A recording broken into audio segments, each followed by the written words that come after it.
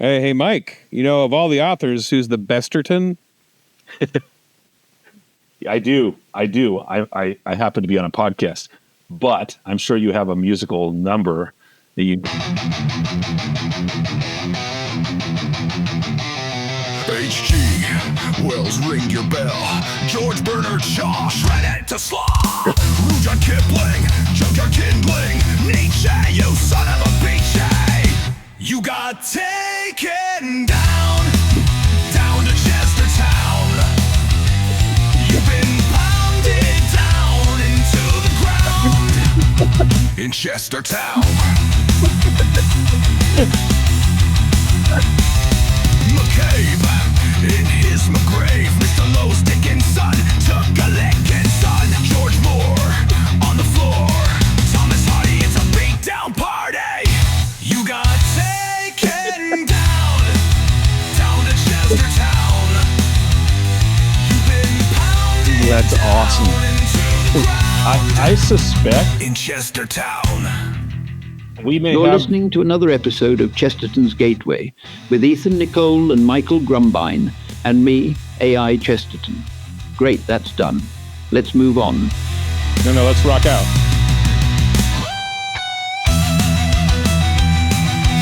AI solo.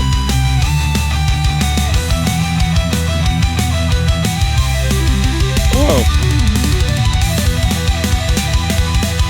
I never heard tapping in a new metal song. That's pretty good. Nice. All right. Well, thank you for joining us here on Chesterton's Gateway, a refined intellectual man's podcast about G.K. Chesterton. also for other people. Very serious. I have this sneaking suspicion that once people start hearing about us, we may get a following of people that just tune in to hear what the song. What the song. They can just follow the Spotify. Spotify will be putting out new songs every week. Is all this silliness really needed? Yeah, I think Chesterton he'd appreciate the silliness. He's Chesterton. He loves silliness. Exactly right. And this is our fourth episode. Fourth episode. Hooray. Yes, hooray. He never sounds happy, but he is. Huzzah. All right, so what are we reading now? What's this week's chapter? Introductory remarks on the importance of Orthodoxy. Part 2, the introduction to heretics, 1905. All right, so this comes from Heretics. It's the introduction. If you haven't listened to the episode before this, go back and listen to that first. We're doing the second half. We're diving back in. Yep, beginning and win everything about a people. And that's the paragraph we're starting at. And everything about a people. I would say we could do a brief recap, but I don't even think that's. Well, I guess if they haven't listened for a week, do a brief recap. Sure. Sure. Yeah. So, you want to try? Go for it. You're better. You're smarter. I don't know about that. So essentially, the first half was about his primary idea, which is that we have let go of the importance of being Orthodox. We have, and therefore, being a heretic has begun to mean nothing important as well. And so, in other words, being right, getting the big picture things correct, is being lost in our society. And that was 120 years ago. So he's in the middle of that idea of how, the ancient Orthodox and heretics, I'm going to badly paraphrase by saying it's almost like they cared about real things and we only care about small things. Right. Yeah, he talks about how it's okay to talk about everything except for everything. Like you can talk about any little thing within the system, but like to talk about what is this whole thing we live in? What is the whole philosophy of life? What is everything? And when he ended off where we left off, he was talking about, has it made art better to just do art for art's sake and not have a philosophy behind the art, or politics for politics' sake and not have a philosophy behind it? Discarding, is politics better for having discarded the moralist and the philosopher? So that's the very last thought that we left off on. Shall we dive back in? Let's do it. When everything about a people is for the time growing weak and ineffective, it begins to talk about efficiency. So it is that when a man's body is a wreck, he begins for the first time to talk about health. Vigorous organisms talk not about their processes, but about their aims. There cannot be any better proof of the physical efficiency of a man than that he talks cheerfully of a journey to the end of the world. And there cannot be any better proof of the practical efficiency of a nation than that it talks constantly of a journey to the end of the world, a journey to the judgment day and the New Jerusalem. There can be no stronger sign of a coarse material health than the tendency to run after high and wild ideals. It is in the first exuberance of infancy that we cry for the moon. None of the strong men in the strong ages would have understood what you meant by working for efficiency. Hildebrand would have said that he was working not for efficiency, but for the Catholic Church. Danton would have said that he was working not for efficiency, but for liberty, equality, and fraternity. Even if the ideal of such men were simply the ideal of kicking a man downstairs, they thought of the end like men, not of the process like paralytics.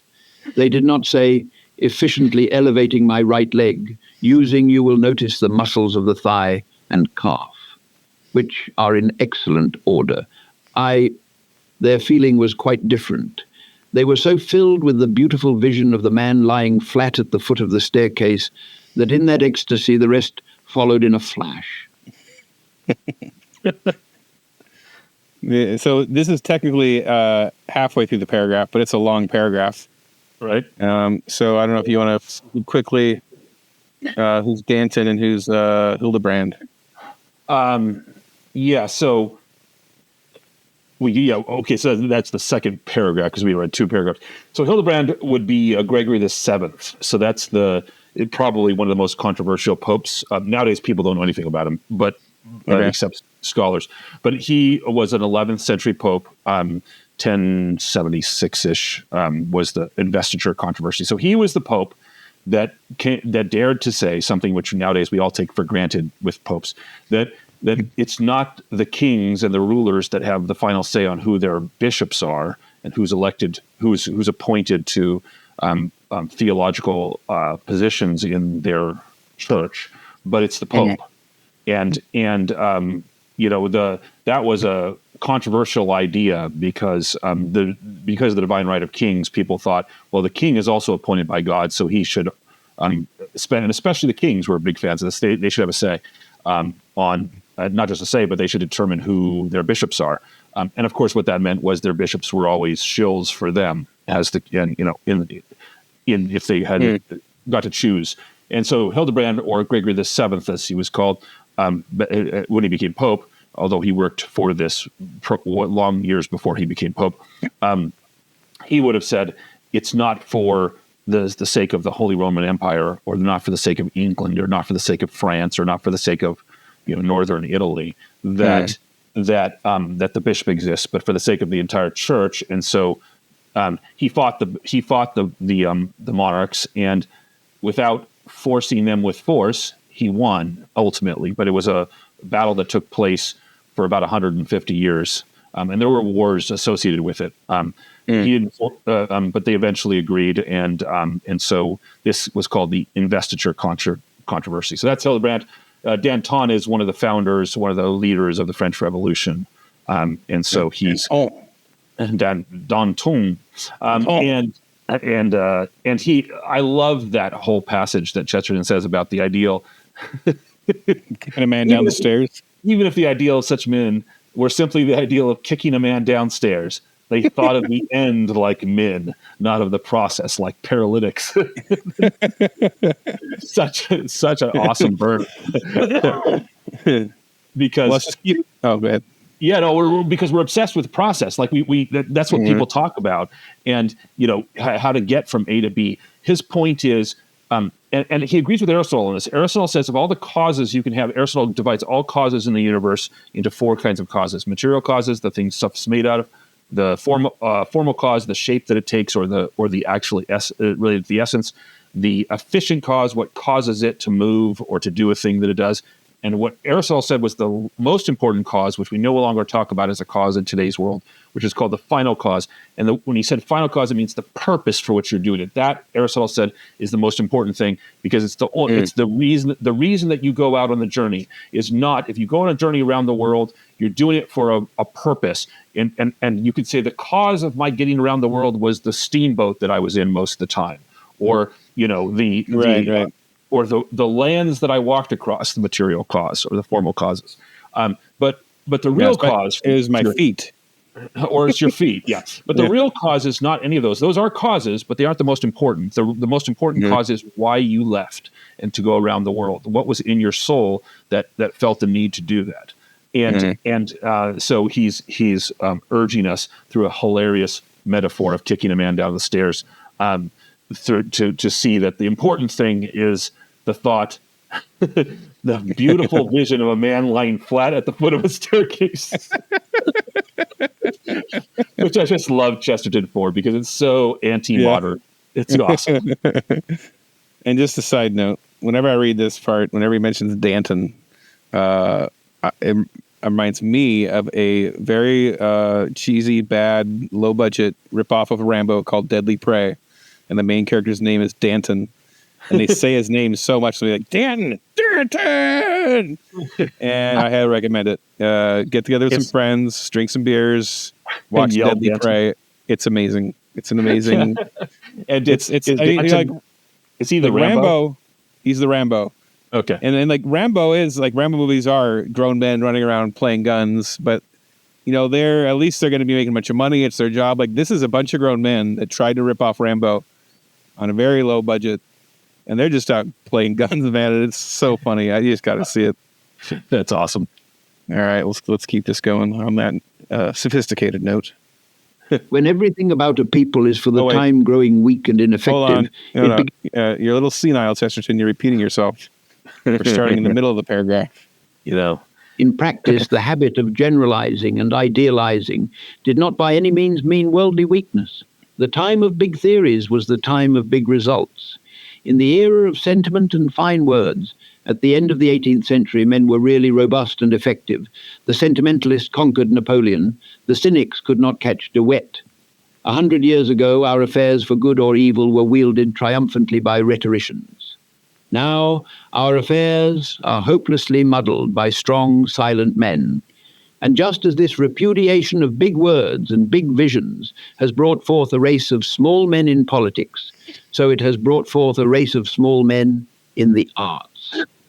Our modern politicians claim the colossal license of Caesar and the Superman, claim that they are too practical to be pure and too patriotic to be moral. But the upshot of it all is that a mediocrity is Chancellor of the Exchequer. Our new artistic philosophers call for the same moral license, for a freedom to wreck heaven and earth with their energy. But the upshot of it all is that a mediocrity is poet laureate.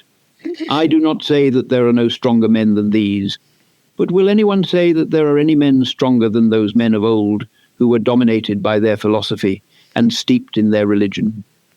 Whether bondage be better than freedom may be discussed, but that their bondage came to more than our freedom, it will be difficult for anyone to deny. Yeah. I feel like I want to hear what you have to say about this part. That's all I can say. So expanding on all the stuff about just these, because this is like this time of history, like these people. Sure, but I guess I'm in a podcast where I'm talking a lot. There's I tricked you into having a podcast with me because I really just want to sit there and grill you on Chesterton stuff. That's the whole point of this show. Okay. People don't like listening to you talk. They're not going to listen to the podcast. I thought I tricked you into a podcast. It's weird to be so I could hear you about talking on a podcast. Yeah, that's true. And I'm not really conscious. I'm conscious that I talk too much sometimes. So I have nothing of value to say right now. Well, neither do I, but I'll talk anyway. So there's there was a claim at the time. Probably the key sentence here was, our modern politicians claim the colossal license of Caesar and the Superman, claim that they are too practical to be pure and too patriotic to be moral. But the upshot of it all is that a mediocrity is Chancellor of the Exchequer. And then he goes on to say also that a mediocrity is poet laureate. So basically, they want to claim the titles of Caesar and the Superman. So here he is directly criticizing the rise of the Germanic tradition of trying to reclaim the Reich. Of course, after this book was written, it would become in a couple decades it would become the Third Reich. But so is this the first one? So the First and Second Reich were the First Reich is the Roman Empire, and the Second Reich is the Carolingian Empire, which is supposed to be Rome. Essentially, it's started under Charlemagne in the 800s, and so the Third Reich, and this is this empire, which was the Germanic peoples were trying to reclaim, and as their philosophic basis, they used Nietzsche, and Nietzsche went on and on about the Superman. That was this is before the comic Superman. This is the Superman from Nietzsche's the annoying guy at the comic book store at the ponytail. Shut up. He's well before a guy with color coordination issues who wore underwear on the outside of his clothing came along. Superman was he is an alien, so you have to give him some credit. That's true. He has alien he doesn't know a lot. But so Chesterton is here criticizing that you have these politicians claim the colossal license of the Caesar or Kaiser as the newly formed Germany, used to be Prussia and was now had now become Germany, would claim that the word Kaiser is the word Caesar in Germanized. Oh, okay. And so they were directly trying to call back and say, we are empire. We are fit to be considered in the greatest empires in the history of the world.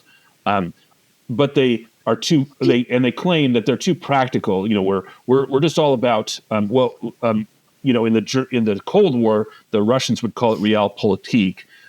In a few centuries before, you would have this Italian named Machiavelli, Nicolle Machiavelli, who invented this idea that you should do whatever is politically expedient. So forget about your morals and principles beyond politics, but just do whatever keeps you in power.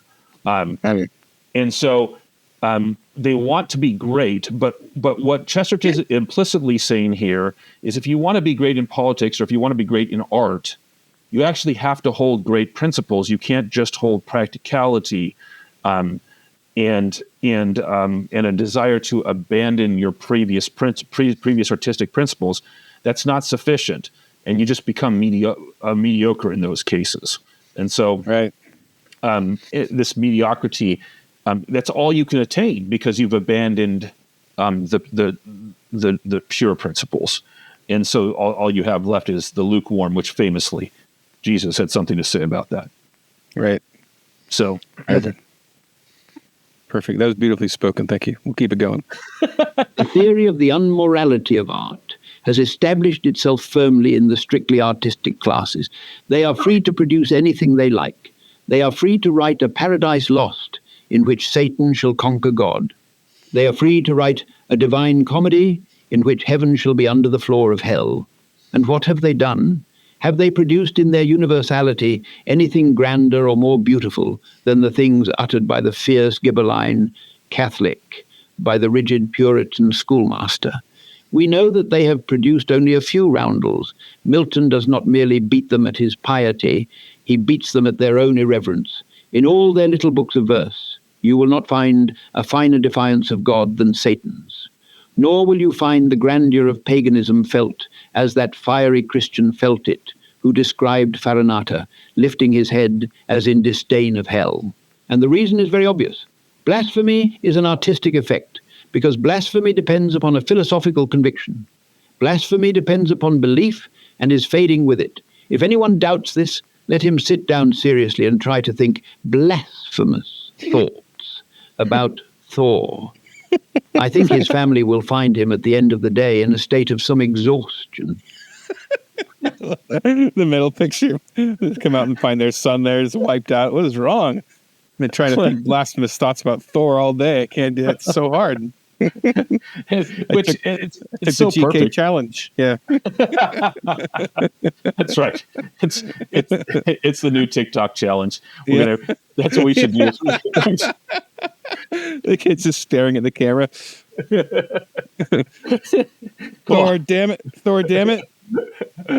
I mean, it is kind of funny. Oh, my Thor.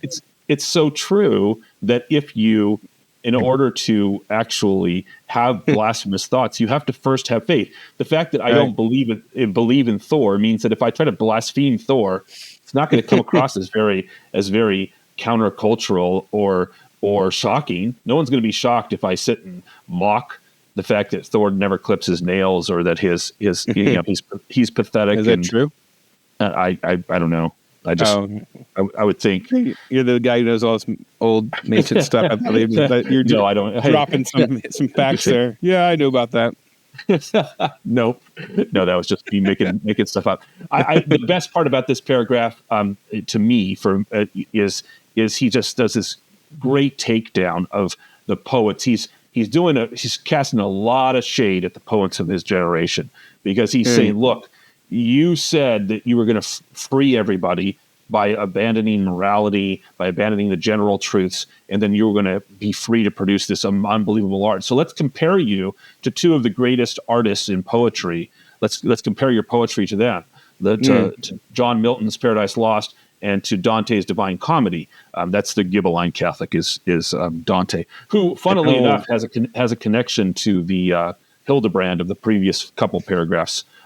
Because, of course, that was the investiture controversy. And although Dante is about 100 years after that, the debate was still going on, and he came down on the side of those that were fighting against the Pope, or the current Pope, which is now he wasn't born into that, but he later did. It's a very complicated series, like all Italian factionism. The Godfather was around in its own form back in the 12th century, as well as in the 20th, 19th and 20th. So anyway, Chesterton's saying, look, so you've removed all these false strictures and these boundaries to your art. So anybody come up with a Paradise Lost yet? Anyone come up, can anyone even come up with a better railing against God, since you like blasphemy, better than Satan in Paradise Lost? And the answer is no, they haven't. And there's proof of that. What's funny about that is somebody from our time, from Chesterton's time, might have said, who wanted to disagree with him, might have said, well, they might have, and we'll find out because we produced a lot of great poetry in the last 100 years. And to which my answer is, nope. Milton, the rigid Puritan schoolmaster from the 17th century, still has the best take on Satan and God. And I know this because it's been over 100 years since Chesterton wrote this, and nobody remembers any of your poets from the 19th century or the specifics in their work of any kind of blasphemous statements. But people know about Satan rebelling against God in Paradise Lost still. So it's still undefeated in that particular regard. And then Dante's Divine Comedy, where he famously puts popes in hell, which is a very Italian thing to do. That's that kind of irreverence. I'm sure God might do a few too. I'm sure he does too. Trust me, there are plenty of popes in hell. At least in my opinion. I don't know specifically, but Dante sure felt that he knew specifically, and so that sort of fiery sense. Chesterton's pointing out both of these great poets who wrote probably the two greatest, two of the maybe four greatest poems in Western civilization, after maybe five, after the unknown author of Beowulf and Virgil's Aeneid and Homer's Odyssey. These are these great works, and they all did it in a world of ideals, of great ideals, of general ideals, not in this petty world of mediocrity that Chesterton thinks we've transitioned into. I also think it kind of goes into why I think Christians make the best horror.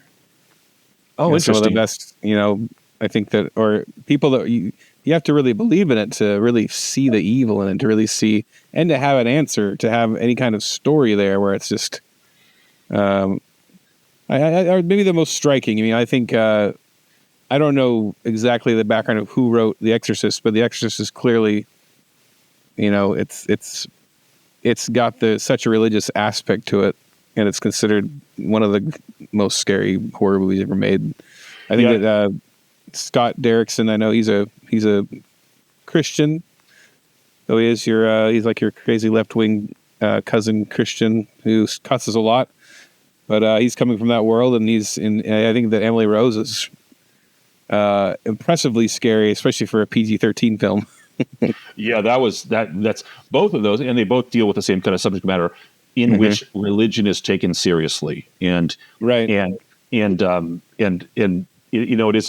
schlocky horror, which has its own pleasures, Right. Well, yeah, because horror is either spiritual or it's either ghosts or animals. I mean, monsters are just a version of animals, right? It's a version of a grizzly bear chasing you, but it's just, maybe it's got claws or pinchers or it's a giant spider, whatever it is. Or it's some primal, like, from the caveman days, the fear of being eaten, or it's the fear of something spiritual. And it makes me wonder if, like, the scariest horror is that question of, like, what if God is real? If God's really real, there's consequences to him being real. And if God's real, if Satan's real, if this stuff's real, what does it mean? I think that the real fear comes to, like, those questions of if evil is really a real thing. It's not just a thing I feel is evil, but it really is, like, there's a real thing and it's called evil and it's real. Yeah. And I mean, maybe not obviously to some of our listeners, but I come down to the side that is very real. And The Exorcist, the movie itself, was based upon a real case, a real exorcism case. And that case, it didn't happen this way in the movie, but in that case, actually, it was a Lutheran family that had trouble with their child and ended up having to go to a Catholic priest, even because the Lutheran church that they were part of couldn't do anything about it. So but it takes the religion and the religious question seriously, and like you say, it presumes that evil is real, that God is real, that Satan is real, and what will be the consequences of that. And because it takes it so seriously, I agree with you. It's one of the scariest horror movies of all time. Right, and I think that the really scary horror movies tend to have some element of that to them. I think and then there's the fun ones like Evil Dead and Army of Darkness, and like Killer Clowns from Outer Space. Yeah, exactly. Which is I guess it's a subgenre of horror, but it's in a totally different category from the serious horror. So interesting. All right, let's continue. Neither in the world of politics nor that of literature, then, has the rejection of general theories proved a success. It may be that there have been many moonstruck and misleading ideals that have from time to time perplexed mankind, but assuredly there has been no ideal in practice so moonstruck and misleading as the ideal of practicality. Nothing has lost so many opportunities as the opportunism of Lord Rosebery. He is indeed a standing symbol of this epoch, the man who is theoretically a practical man, and practically more unpractical than any theorist. Nothing in this universe is so unwise as that kind of worship of worldly wisdom. A man who is perpetually thinking of whether this race or that race is strong, of whether this cause or that cause is promising, is the man who will never believe in anything long enough to make it succeed. The opportunist politician is like a man who should abandon billiards because he was beaten at billiards, and abandon golf because he was beaten at golf. There is nothing which is so weak for working purposes as this enormous importance attached to immediate victory. There is nothing that fails like success. Yeah, Right. So this is a nuanced idea. So Lord Rosebery, as you point out in your that was my question. Is Lord Rosebery? Even though I did find out when I made the book, I forgot already. So he's a prime minister for just over a year, 1894 to 1895, and he was a failed prime minister because he was too much a man of his age. He was one of those guys that's interested in everything. He does everything. He's a sportsman. Well, you say sportsman, marksman, writer, historian, connoisseur, collector, orator, and that all those activities were more interesting to him than politics, and so he just kind of stopped doing politics and then left his office because of that. So Chesterton's making a point that what's interesting about that is you might think that because he wasn't a practical man, he wasn't, that he would then be on the other side of that practicality. He would be on Chesterton's side. But Chesterton says, actually, you can be against practicality. He was theoretically a practical man, which is why they made him prime minister. But it turns out he didn't. Nothing in this universe is so unwise as that kind of worship of worldly wisdom. So he instead was interested in worldly wisdom about whether this particular thing or that particular thing is more interesting, is better, is faster, is stronger, is more intelligent. Whether one race is smarter than another race of people. And Chesterton's point is those aren't the things that you should be concerned about just because you aren't being practical. Those aren't the great general truths. Those are the small worldly wisdom pieces that then, because you essentially end up with an attitude of, can I succeed at this thing or that thing? And if I can't, I abandon it and move on to the next thing that interests me or that might hold my attention. Right. And so that's the criticism there. He does not like Rosebery. All right, we'll keep moving here. And having discovered that opportunism does fail, I have been induced to look at it more largely, and in consequence to see that it must fail. I perceive that it is far more practical to begin at the beginning and discuss theories. I see that the men who told each other about the orthodoxy of the homoousion were far more sensible than the people who were quarreling about the Education Act. For the Christian dogmatists were trying to establish a reign of holiness and trying to get defined, first of all, what was really holy. But our modern educationists are trying to bring about a religious liberty without attempting to settle what is religion or what is liberty. If the old priests forced a statement on mankind, at least they previously took some trouble to make it lucid. It has been left for the modern mobs of Anglicans and nonconformists to persecute for a doctrine without even stating it.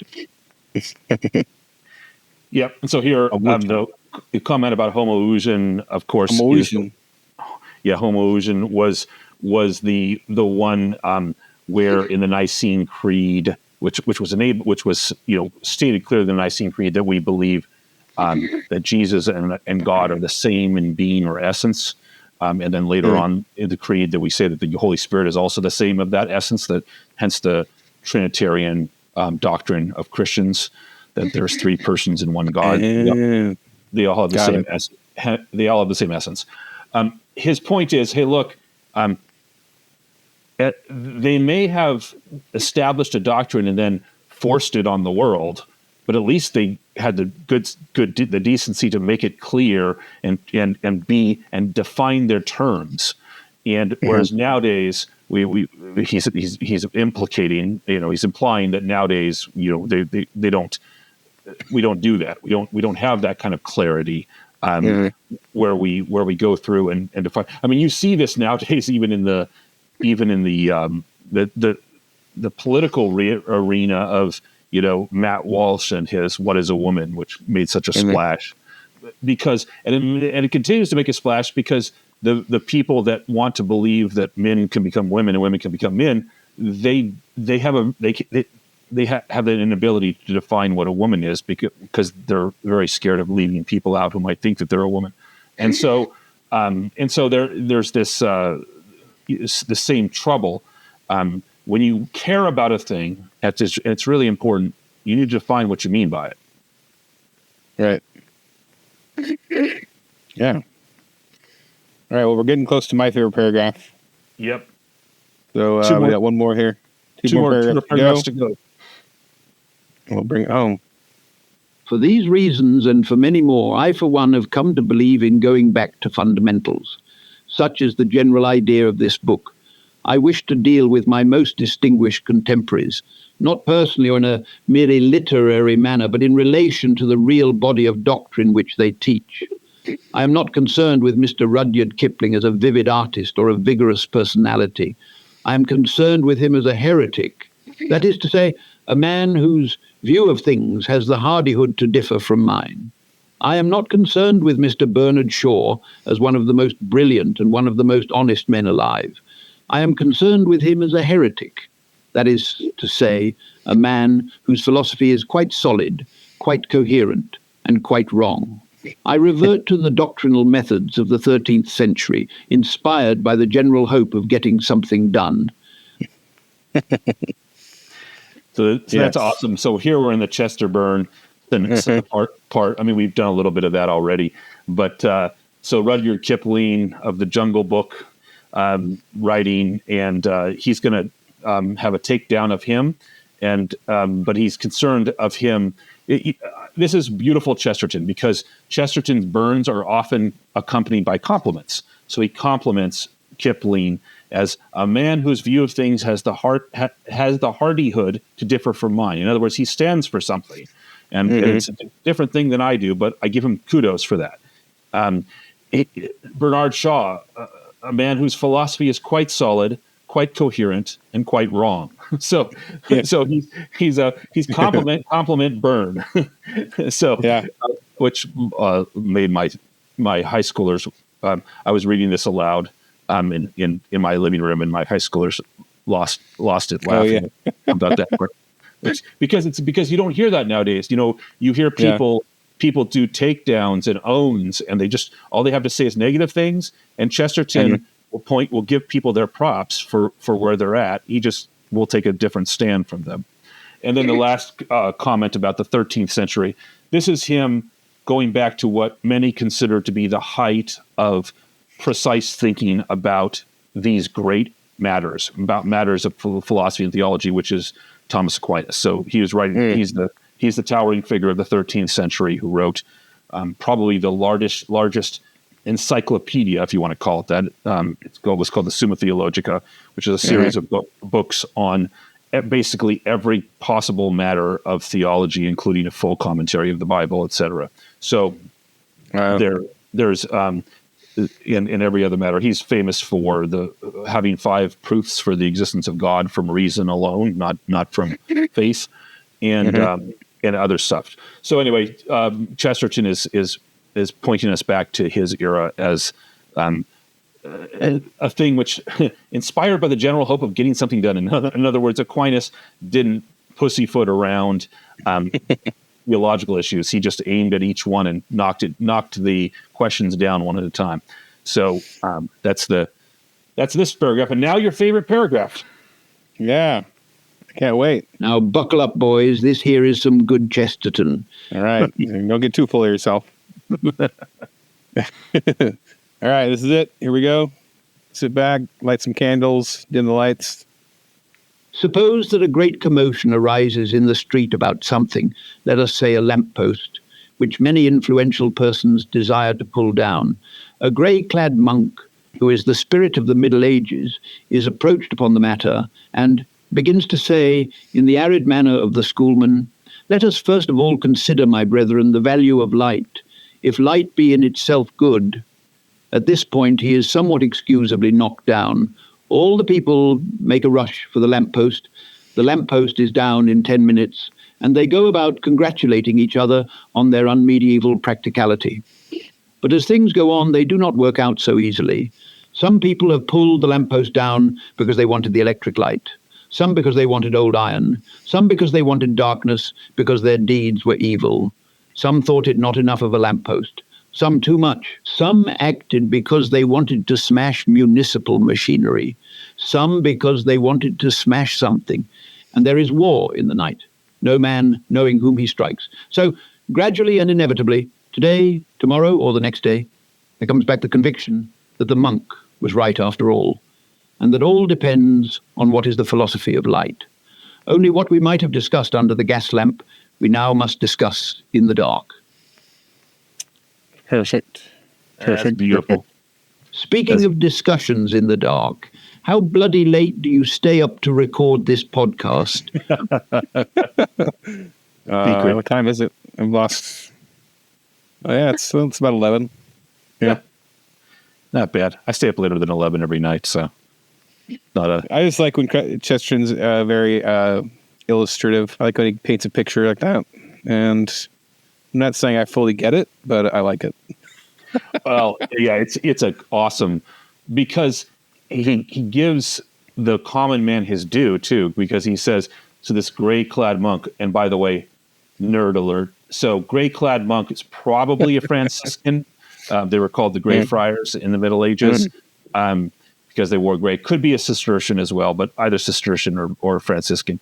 But it says a gray-clad monk, who's the spirit of the Middle Ages, so probably Franciscan, is approached upon the matter and begins to say in the arid manner of the schoolman, which is hilarious. This is Chesterton with an inside Catholic joke, even though he's not Catholic yet, because the schoolmen are the academic enemies of the Franciscans. So it's a Franciscan who's about to expound in the manner of the Dominicans, Thomas Aquinas's order, and so it's a little bit of an inside joke, because Franciscans wouldn't be expounding in the matter of schoolmen for the most part. But anyway, so he's combining. He's basically given us a combined monk who is both Franciscan and Dominican. And let us first, you all consider, my brethren, the value of light. If light be in itself good, and then someone just punches him in the face or knocks him down, whatever. Chesterton is saying, at this point, he is somewhat excusably knocked down. Chesterton understands the comment, like, just shut up. Stop talking about the value of light. We're talking about a lamppost. Let's be practical. But Chesterton points out, okay, you can be practical, but the thing you can agree that you end up agreeing on is to destroy something, just like the fence. And it turns out you had different motives for destroying things, but now guess what? We're in the darkness. And so everything we got to do to build back from the darkness, because we had the light before, but inevitably, human beings, we come on. And I think he's saying this is what's happened with the modern era in his time. And then again, that's 120 years ago, is that they had taken what was good and knocked it down. And are kind of parading around its corpse, so to speak. Right. And Chesterton doesn't think much of that. So I love the imagery. Yeah, and the idea that we might all celebrate that we knocked something down, but if we all did it for different reasons, then those things are not dealt with. It's not a real victory for us, whatever us is, because there isn't There's no foundation to why we're doing what we're doing. Everybody kind of just happened to all have the same outcome, but right, yeah, and especially because one of the outcomes is we're now all in the darkness because you knocked the light down. So, right, yeah, it's good stuff. Good Chesterton. So who did he roast in this one? We got so where the big burns. He starts to roast Kipling. He falls short. He throws shade at Bernard Shaw, but we don't know exactly why yet. He's going to lay that out more in the latter part.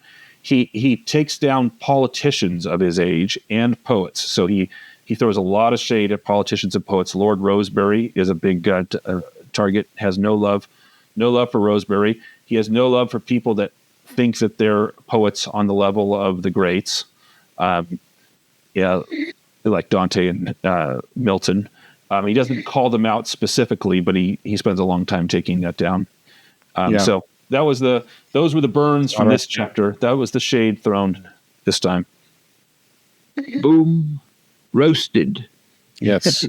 All right. Well, and then speaking of, this song's all about Chesterton roasting everybody. We'll keep going. Take us out, Chesterton. Well, thanks everybody for joining us another week. Next week we're doing on certain modern writers and the institution of the family. And I think topic. It's an amazing one. It's an amazing, It's one of my favorite ever essays. Obviously it's in my book, so I'm going to say that a lot as we go through my book. But you picked some good ones, and you like these.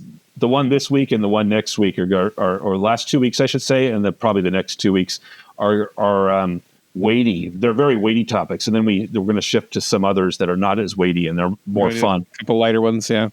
Well, cheese. I love the one. Yeah, cheese. we're doing the cheese one. Yeah, cheese. It'll probably be a short episode, but it'll be fun. So yeah, these guys got taken out of Chesterton.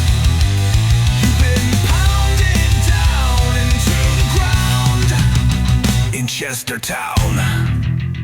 Chesterton's Gateway is produced by Ethan Nicolle and Michael Grumbine. It is based on the book of the same name, which can be found on that capitalist monstrosity Amazon.com. Send questions and comments to GKCinfo at axecop.com, at least until we get our own domain. Goodbye. Oh yeah, join us on Patreon as well. Patreon.com/Chesterton's Gateway.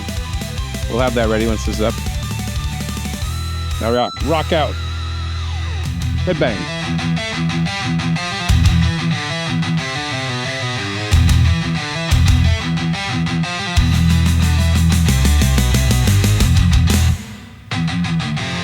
Bye, freeloaders. Bye-bye.